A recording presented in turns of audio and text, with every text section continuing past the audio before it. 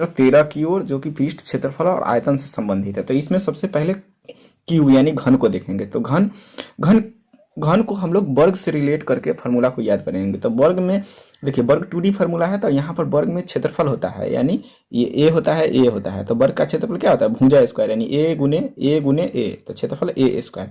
लेकिन इसमें घन में क्या होता है, 3 भुजा ए, तो इसमें तीनों से गुना ए करेंगे तो ए क्यूब हो जाएगा। अब घन का एक 1 सेकेंड, हाँ अब ठीक है। अब घन का कुल पृष्ठीय क्षेत्रफल क्या होगा, तो कुल पृष्ठीय क्षेत्रफल से हम लोग उससे पहले वक्र पृष्ठ क्षेत्रफल को देख लेंगे। ये ऊपर नीचे लिखा गया है, उससे कोई दिक्कत नहीं है। तो वक्र पृष्ठ क्षेत्रफल क्या होता है, इससे घन क्या होता है, एक कमरा होता है। हम लोग जिस कमरा में बैठे हुए रहते हैं उसी से हम लोग फार्मूला को याद करने का रिलेशन बता देते हैं। तो जिस कमरा में बैठे रहते हैं, वक्र पृष्ठ क्षेत्रफल ये चारों साइड होता है, ये चारों साइड, यानी जो छत वाला और जमीन का पोर्शन छोड़ करके वो जो होता है वक्र पृष्ठ क्षेत्रफल होता है। तो चारों साइड क्या होता है, 4 गो वर्ग, तो एक वर्ग का क्षेत्रफल ए स्क्वायर, तो 4 गो वर्ग का क्षेत्रफल 4a स्क्वायर। लेकिन कुल पृष्ठीय क्षेत्रफल में क्या हो जाएगा, वो चारों वर्ग साइड से तो रहबे करेगा, लेकिन छत वाला ये छत वाला और ये जमीन वाला, यानी छत वाला पोर्शन और जमीन वाला पोर्शन भी ऐड हो जाएगा। यानी ये कुल पृष्ठीय क्षेत्रफल 6 गो यानी वर्ग मिल जाएगा, तो कमरा बन जाएगा, तो 6a स्क्वायर। तो घन का विकर्ण क्या होगा, तो चूंकि वर्ग का विकर्ण क्या होता है, डायगोनली चलते हैं, तो यहाँ पर ए है, तो ये समकोण त्रिभुज वाला लगा करके कर्ण यहाँ से ए स्क्वायर, तो √2a होता है वर्ग का विकर्ण। तो उसी तरह घन में यहाँ पर डायगोनली चलेंगे तो 3 गो ए है, तो ए स्क्वायर, तो √3a, तो घन याद हो गया। अब घनाभ को आयत से हम लोग रिलेट करेंगे। तो आयत तो 2D फार्मूला है, तो आयत में क्षेत्रफल होता है लंबाई गुने चौड़ाई, लेकिन घनाभ में हमको क्या आयतन देखने को मिलेगा। तो 3 गो है LBH, तो यहाँ पर आयतन LBH हो जाएगा।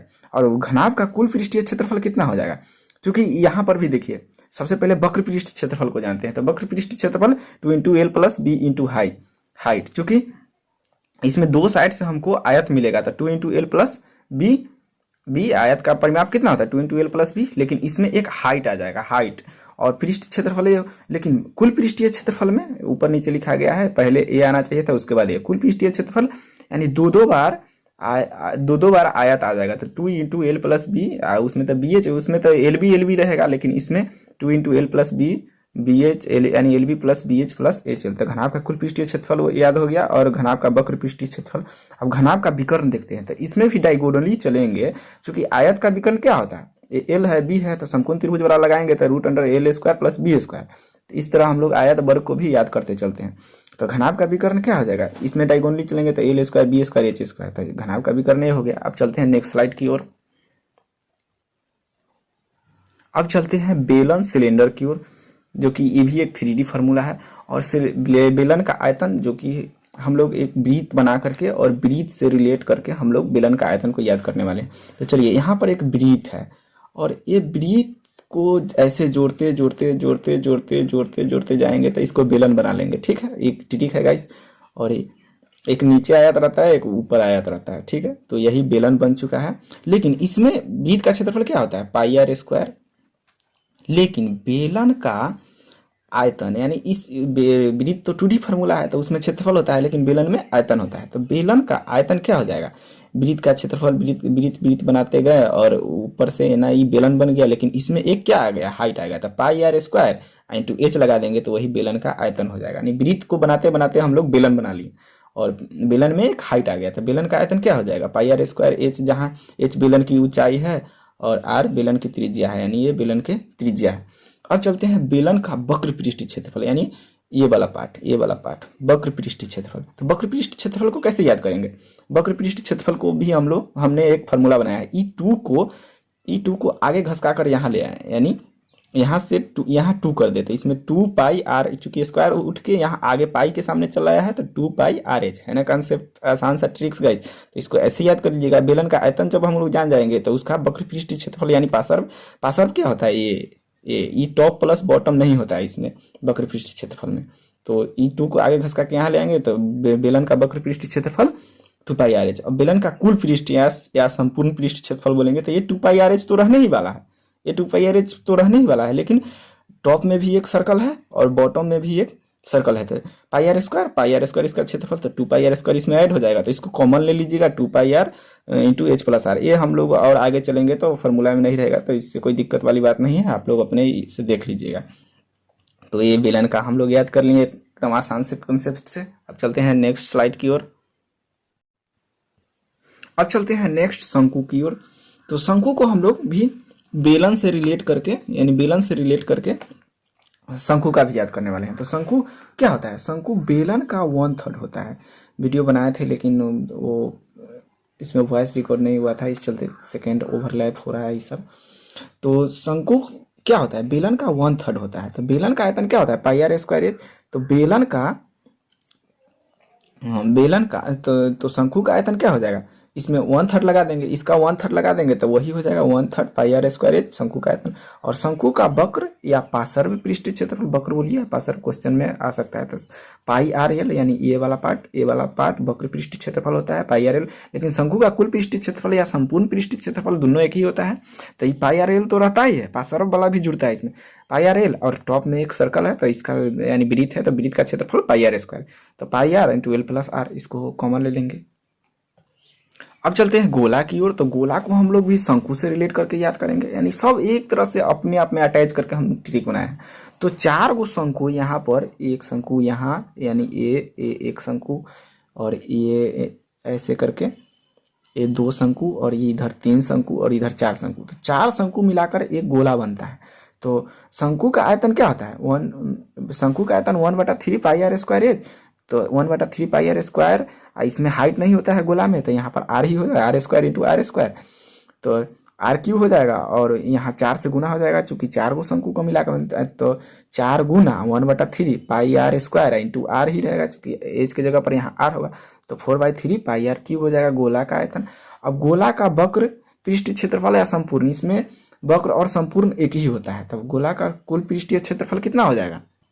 तो गोला के आयतन से ही इसको संपूर्ण पृष्ठ क्षेत्रफल हम लोग निकालेंगे। गोला का आयतन क्या होता है? 4/3 पाई आर क्यू होता है, 4/3 पाई आर क्यू। और E3 को उठा के हम आगे ले आएंगे। इसमें बेलन से ही हम लोग स्टार्ट करते जा रहे हैं। जो E3 को उठा के आगे ले आएंगे तो यहाँ 1 घटा देंगे तो यहाँ 2। जैसे हम लोग बेलन में आयतन में किए थे वक्र पृष्ठ क्षेत्रफल याद करने के लिए, क्योंकि यहाँ तो गोला में तो संपूर्ण पृष्ठ क्षेत्रफल ही होता है। तो यहाँ से 2 को उठा के ले गए थे, तो यहाँ 1 के गुना बच जाएगा, यहाँ 1 उठा के रख देते हैं। तो ये 2 को आगे उठा के ले जाते हैं, तो वही ऐसे याद कर लेते हैं। तो इसे ही यहाँ 3 को उठाकर यहाँ ले आएंगे तो 3 से 3 कट जाएगा, यानी 4 पाई आर, और 3 में से ए उठा के ले गए तो यहाँ पर 2 बच जाएगा, लेकिन यहाँ पर 3 ही रखना है। ये ट्रिक है गाइस। तो गोला का संपूर्ण पृष्ठ क्षेत्रफल 4 पाई आर स्क्वायर, क्योंकि यहाँ 3 से 3 कट जाएगा। अब चलते हैं अर्धगोला। तो अर्धगोला क्या होता है? गोला का ही आधा होता है। गोला का आधा, तो गोला का आयतन क्या? 4/3 पाई आर क्यू। तो 4/3 पाई आर क्यू, और इसमें गोला का आधा तो 1/2 कर दीजिए, तो 2 से 2 दूना 4, यानी 2/3 पाई आर क्यू हो जाएगा। और अर्धगोला का वक्र या पार्श्व कहिए, तो इसमें भी ऐसे ही 3 को उठा के यहाँ ले आएंगे तो 3 से 3 कट जाएगा, क्योंकि अर्धगोला का आयतन क्या होता है? 2/3 पाई आर क्यू। 3 से 3 कट जाएगा, और यहाँ 3 था तो 1 तो यहाँ निकल के चल रहा है, लेकिन उठा करके 3 रखेंगे, लेकिन यहाँ 1 घटा देंगे तो 2 पाई आर स्क्वायर, चूंकि 3 से 3 कट जाएगा। तो अर्धगोला का भी याद हो गया। अर्धगोला में कुल पृष्ठ क्षेत्रफल या संपूर्ण पृष्ठ क्षेत्रफल भी हो जाएगा, क्योंकि अर्धगोला का वक्र पृष्ठ क्षेत्रफल में, संपूर्ण पृष्ठ क्षेत्रफल में एगो आयत भी जुड़ जाता है। संपूर्ण पृष्ठ क्षेत्रफल निकालने के लिए तो 2 पाई आर स्क्वायर इसका पार्श्व पृष्ठ क्षेत्रफल होता है, और नीचे में एक यानी बॉटम में एक सर्कल यानी वृत्त है, तो वृत्त का क्षेत्रफल पाई आर स्क्वायर। तो 2 पाई आर स्क्वायर और पाई आर स्क्वायर यानी 3 पाई आर स्क्वायर। अब चलते हैं छिन्नक की ओर। अब चलते हैं शंकु के छिन्नक की ओर। तो छिन्नक क्या होता है? ये जो शंकु है ना, शंकु को ही आधा पर से काट देते हैं, यानी बाल्टी जैसा बन जाता है, वही छिन्नक होता है। तो छिन्नक में एक टॉप में भी आ जाता है सर्कल और एक बॉटम में भी सर्कल आ जाता है, लेकिन शंकु में एक ही सर्कल रहता है। तो इसको यहाँ से काट देंगे, यानी इसी को ऐसे रिलेट कर दिए हैं। तो ये ऊपर गलत हो गया था तो नीचे लिख दिए। छिन्नक का आयतन क्या होता है? क्योंकि शंकु का आयतन क्या होता है? 1/3 पाई आर स्क्वायर एच होता है। तो 1/3 पाई आर की जगह पर R1 प्लस R2 का होल स्क्वायर हो जाएगा। तो आर एस ए प्लस बी का होल स्क्वायर क्या होता है? A square plus B square plus 2ab। तो यहाँ से 2 को हटा देना, आउट कर देना है, इसमें 2 नहीं रहता है। तो ऐसे करके इंटू हाइट रहेगा तो हाइट लगा देंगे। अब चलते हैं शंकु का वक्र पृष्ठ क्षेत्रफल या पार्श्व। तो भले छिन्नक का वक्र पृष्ठ क्षेत्रफल या पार्श्व, तो शंकु से रिलेट करेंगे, क्योंकि शंकु का पार्श्व पृष्ठ क्षेत्रफल हम लोग ऊपर देखे थे कितना था? पाई आर एल। तो यहाँ पर पाई आर एल होगा, पाई आर एल होगा। तो आर की जगह पर क्या है? R1 प्लस R2, चूंकि यहाँ पर 2 गो वृत्त है ऊपर और नीचे। और शंकु का संपूर्ण पृष्ठ क्षेत्रफल क्या हो जाएगा? क्योंकि शंकु का भले छिन्नक का संपूर्ण पृष्ठ क्षेत्रफल क्या होता है? पाई आर एल प्लस नीचे में 1 सर्कल रहता है, लेकिन यहाँ पर 2 गो सर्कल है। तो पाई आर की जगह पर R1 प्लस R2 हो जाएगा, प्लस यहाँ पर पाई आर वन का स्क्वायर यानी पाई आर वन का स्क्वायर पाई आर टू का स्क्वायर। यहाँ एक बात ध्यान रखिएगा, जहाँ आर वन बड़ा होगा आर टू से, यानी जिधर नोक नोक है ना इधर छोट, जिधर दोनों निकल है उधर बड़का। ऐसे करके याद, इसमें दो त्रिज्या हो जाएगा। और शंकु में ही एक तिर्यक ऊंचाई, भले छिन्नक में एक शंकु में भी एल होता है तो छिन्नक में भी एल होगा, तो एल स्क्वायर बराबर वहां पर क्या रहता था, एक ही रहता था, यानी आर रहता था और यहाँ से ऐसे बन जाता था। तो यहाँ से एल निकालना होता है तो कर्ण बराबर क्या होता है, लंब स्क्वायर प्लस आधार स्क्वायर।